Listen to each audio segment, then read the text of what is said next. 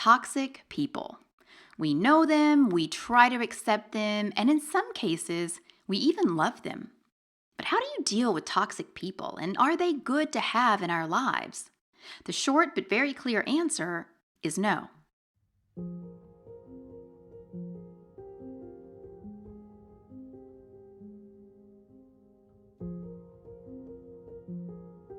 Removing toxic people from your life can be one of the most challenging things you can do.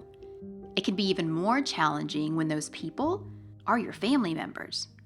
Yet it can also be one of the most liberating, rewarding experiences you will ever have. So, what or who are toxic people? Toxic people, they try to hold you back. They discourage you from pursuing your dreams. They also sabotage your success or well being or both. Toxic people are people who bring you down. They're unsupportive and can even be manipulative at times. Toxic people love to keep you guessing about which version of them you'll get. It's one of the ways they keep you around. They keep you interested and intrigued. One minute they'll be warm and inviting, and the next they're giving you the cold shoulder. Ringing any bells yet? Toxic people can derail your dreams, squash your motivation, and even contribute to health issues. More on this in just a moment. And finally, toxic people come in all flavors and forms. They could be childhood friends, romantic partners, a coworker or boss, or even a family member. So why are people toxic? Let's be honest, who knows? There are so many reasons toxic people have for being that way. Whether they're born toxic or become toxic through life's journeys, well, that's really open to debate. But what we do know is that their motivation can range from jealousy to insecurity to downright selfishness. It can even be a personality disorder. A recent series of studies found that there's a common denominator in people who have toxic personality traits. They called this factor the D factor, or dark core, aka toxicity. But here's the thing. It doesn't matter what their motivation is or why they have it. The fact is, they're not supporting you in living the life you want to live. So in the end, you don't owe them anything. Now, how do you know if people are toxic or if they're just, complicated? Look, some people may seem toxic when they're really just trying to protect you. They have good intentions. They may not know how to share them in a positive way. So what are the traits of toxic people? Well, they leave you feeling drained. You dread seeing them. You don't feel better after being with them. They discourage your dreams. And they rub off on you, and you find yourself judging or being toxic. Now, there are 7 types of toxic people that I've identified over years of coaching thousands of clients. So let's look at them now. The first type is the protector. This person straddles the line between being toxic and trying to protect you. But every now and then, they'll take a running leap over that line and land squarely in toxic people territory, or TPT, as I like to call it. They'll try to talk you out of your dreams because they're afraid you might fail, and they don't want you to feel the pain that comes along with that. The second type of toxic people is the controller. Now, this person needs to control the things you do and sometimes even the things you say. If you're not careful, they'll try to control the things you think. It needs to be their way or the highway, and they are always right. Now, the controller, they can be sneaky. They'll give you advice, but there's not really an option to not take it. If you don't, they'll just persist until you do. The third type of toxic people is the liar. Now, this person doesn't need a lot of explanation. They lie to you, for you, about you. You cannot trust them. They are toxic. The fourth type is the victim. The victim is always right because things are always someone else's fault. Everything happens to them. They refuse to take personal responsibility for the things in their lives. The fifth type is the narcissist. Narcissists take credit and they give blame. Like the victim, they also never admit fault or take responsibility. They also do not apologize. I mean, look, why would they? They've done nothing wrong. In fact, in their eyes, they will never do anything wrong. But you will. Type number 6 is the judge. This person is always finding fault in others. You know these people. No one can ever live up to their standards. In fact, they're probably judging you too. And finally, type number 7 is the critic. The critic doesn't mince words. They make it very known that they don't agree with something you're doing. They may even make it clear that they don't like the way you're being. You are always doing something wrong in the critic's eyes. And people can be one or all of these types. We've met them. So why is it important to cut toxic people out of your life? Why not live and let live? Well, simply put, you deserve better. You really, really do. I mean, if that's not enough to convince you, let me share a few other reasons it's important to cut toxic people out of your life. So number 1, 3 reasons to be exact. Number 1, they do not add to your life, and in most cases, they take away. It's true, you're not going to thrive with toxic people in your life. You will only suffer. So unless you're all about that suffering life, you may want to let them go. Number 2, they are bad for your physical health. There are many studies that show having toxic people in your life hurts your health. It can put you at a higher risk of heart problems, blood sugar levels, and also lead to high blood pressure. Now, it also raises your risk of obesity and makes it harder for you to actually lose weight. In fact, research has also found that toxic people can also slow your healing process. I mean, I know that sounds crazy, but it's true. And finally, reason number 3, they're bad for your mental health. Being around toxic people can even impact your mental health. Now, you may feel insecure or like you're not enough when you're around them. They may increase your anxiety or even exacerbate your depression. You may feel pressure to change even though there is nothing wrong with you. So why is it so difficult to cut toxic people out of your life? And how did I cut my own mother out of mine? Look, even with all of the facts I've shared, it can still be difficult to cut toxic people out of your life. I get it. I really, really do. My relationship with my mother was toxic. I tolerated it for over 30 years. I tried fixing her, fixing me, fixing us, but in the end, I realized that you can't work harder on someone than they're willing to work on themselves. So I made the difficult decision to end this toxic relationship for good. And it's not so simple, I'll be honest. If I want to see my dad, I have to be around my mother. We don't speak even though we're in the same room, and that's awkward, but it's also necessary. I find a way because I know that the price of letting her back into my life is high, and it's just a little higher than I'm willing to pay. Let's be honest here. It's difficult to cut toxic people out of your life because they're family, or they're like family. You've known them for so long. They're your boss, your coworkers, they're aging parents, they're your mother.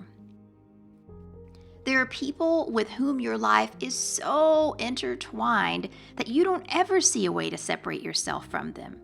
It's hard to just walk away. It's hard. It's not impossible. But is there a place for toxic people in your life? Do you have to cut them out completely? I mean, you might decide that instead of cutting people out of your life, that you want to try and repair the relationship first. You can do that. Even if you see a higher D factor in someone, it's not the end of the world because experts now believe that personality is fluid, meaning it can change. So how do you do this? Well, you start by having a very open and very honest conversation with the toxic person or people in your life. Share with them what you need and what you'll no longer tolerate. Don't beat around the bush. Make it honest. Make it clear. Make it so they cannot misunderstand. Set limits, share your boundaries, put a stop to conversations that you do not want to take part in. And of course, don't be afraid to cut the ties or invoke an extended separation period if you can't reach a middle ground. Now, can you just cut toxic people out of your life for a while? Well, if having a candid conversation with the toxic person or people doesn't work and they're soon back to their old tricks, you've got two choices. Choice number one, cut them out of your life for now. Choice number two, cut them out of your life for good. If you decide to cut them out of your life for now, have the same candid conversation I mentioned before. Be as honest as you can possibly be. And be clear about how much space and time you need. You can say something like, I want to take some space for myself and focus on my own needs for the next 3 months. I'll reach out to you after that. But for now, I ask that you don't contact me. If we're in the same space, please do not start a conversation with me. I will be respectful of you, and I ask the same in return. Don't overcomplicate it. Keep emotions out of it as much as possible. Don't engage in drama. Stick to the facts. Now, if you feel the situation isn't getting any better after this conversation, start to distance yourself from the person. Respond slower to messages and start to reduce the time you spend engaging with them. Eventually, you can cut them out of your life for good. So, how do you cut toxic people out of your life for good, even if they're family? If cutting toxic people out of your life for now isn't enough, you can decide to cut them out of your life for good. But how do you do that without bringing along the twins, drama, and trauma? Well, there's a straightforward 5-step process that I created to help you do just that. Now, once again, removing toxic people from your life can be hard, let's be honest. But it's not impossible. This is your one precious life, and you get to live it any way you want. And let's be clear. Family members don't get a golden ticket to meddle in your life just because you share a bloodline. Step number 1. The first thing to know is that you have to stop thinking you can change them. You can't. It will not happen. People will only change when they want to change themselves. Step number 2. Second thing to know is that you have to make a decision to do it. A real decision. The Latin root of the word decision means to cut off. So when you make a decision, you are cutting off any other option. You are closing the door to other choices. You don't go back and forth.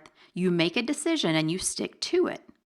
Now, while this might sound daunting and extreme, it's not. It's freeing.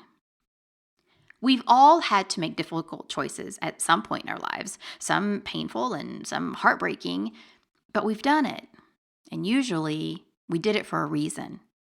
And we come out better in the end.